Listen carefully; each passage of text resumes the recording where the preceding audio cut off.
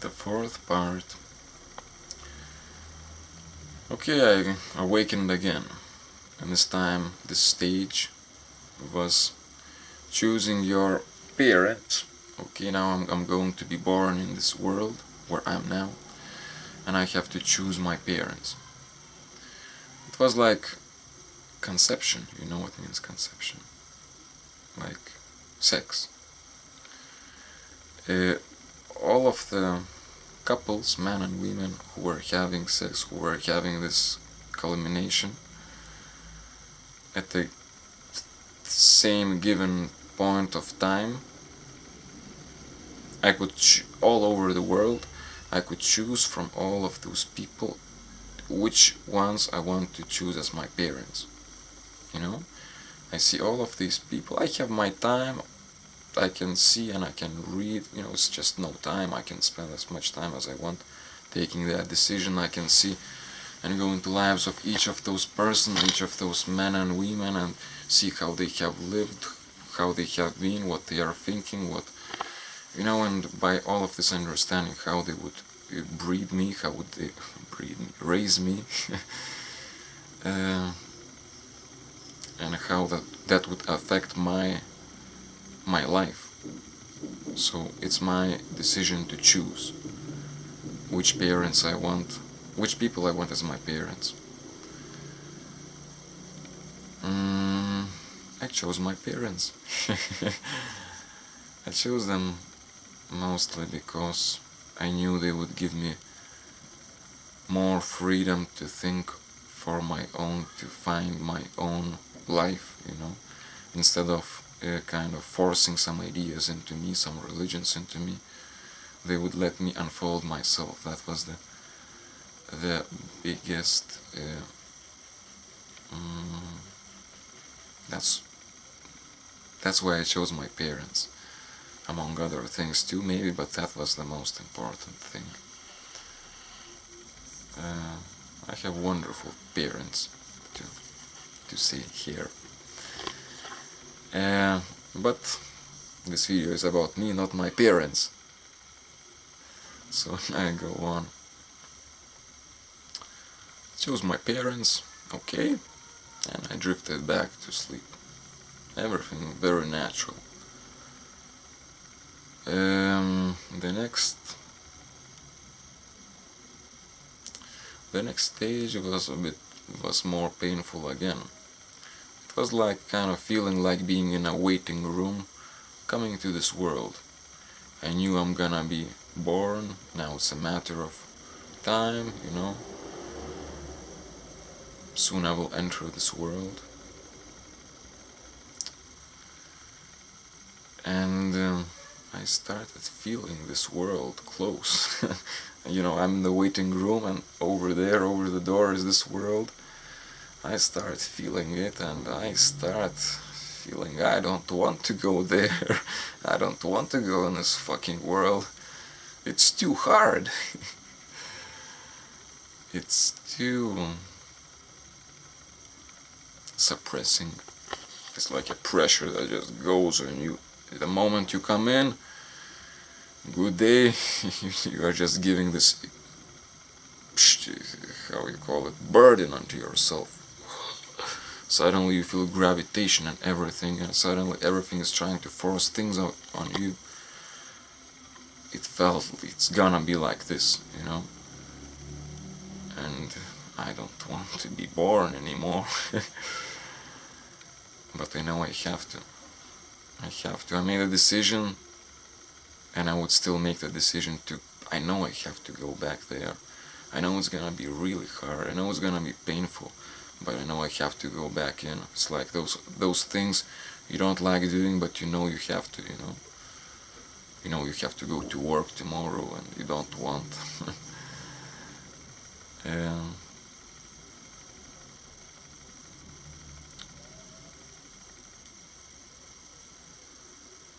I started feeling kind of helpless and frustrated. As I started feeling the pressure of this world again, I started doubting if I can make it, if I can make my mission, the same mission, as a teacher raising consciousness, human consciousness, that I can make it, because I knew I'm gonna come into this world and I'm gonna fall asleep, meaning that it is what is going to happen. World is going to make me forget everything. I will forget the experience that waiting room, everything before, and I will have to find my way to awaken myself and then to become a teacher. I cannot be a teacher without awakening myself and remembering myself. And I knew it's gonna be fucking hard. I knew it, and I knew it may not happen. I felt helpless. I felt I'm going back into this world to suffer, and what if I just live like my previous life again, following the same direction, the same business thing and everything, material things, and I felt helpless, I felt frustrated, I felt bad. And what do you do when you feel frustrated? You start praying. So I started to pray. Around me, I felt something very powerful, very just, very serene, very true, very real, and that was Om. Omkar, Omkar.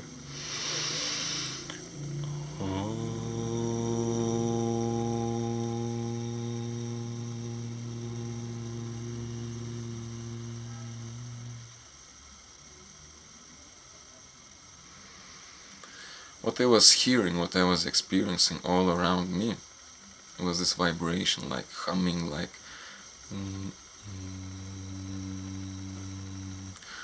a constant vibration, like a constant sound. That was the power in itself. That was power by itself. That was consciousness by itself. Extreme power, serenity, extraordinary.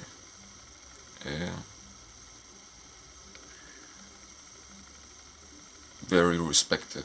It was very respected. And I started praying to it. I started speaking to it, addressing it. I said, please, I need your help. If you don't help me, I'm going back to this world. I'm going to be just like my previous life. And I'm afraid. I don't want that. Please, I need your help. Please, I need your help. Please, please, please, I need, please. And I drifted again. Drifted unconscious.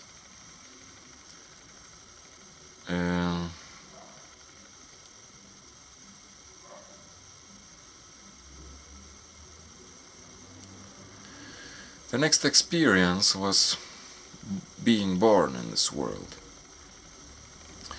However, at the same time, as I'm saying to you, many of those experiences felt not like linear. Many times it felt like I'm at the same time in here and at the same time there.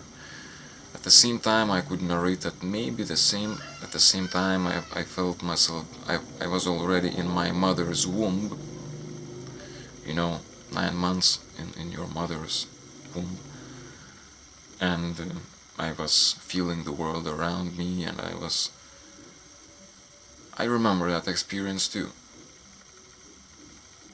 So as it was taking probably at the same kind of time as the one I have just narrated, I will go into this one as well.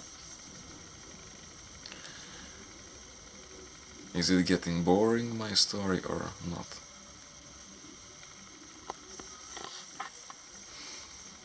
I continue with it anyways.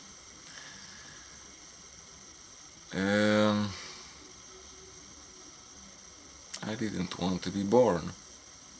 I was in my mother's womb. I felt this world so threatening, so cruel. I didn't want to go out. I was afraid.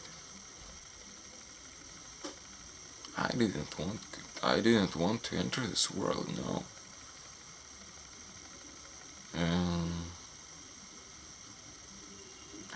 my mother, of course.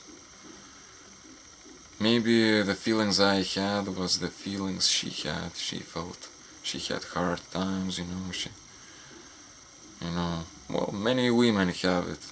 Hard times when, she's pregnant. You don't know how the things are going to be and so on. I felt my mother and I didn't want to be there. I didn't want to be born. I knew I'm going to be, and I hated that moment. I wanted to freeze the time, but I couldn't.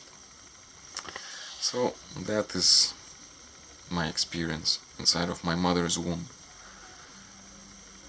And that's the end of this fourth part, right? Leading into the next fifth part that I expect you to watch now. Much love to you. Thank you for watching. Thank you from the bottom of my heart. Sorry if I'm not always looking into you, my eyes, and sometimes start looking here and here, trying to remember and thinking what to say. Much love to you.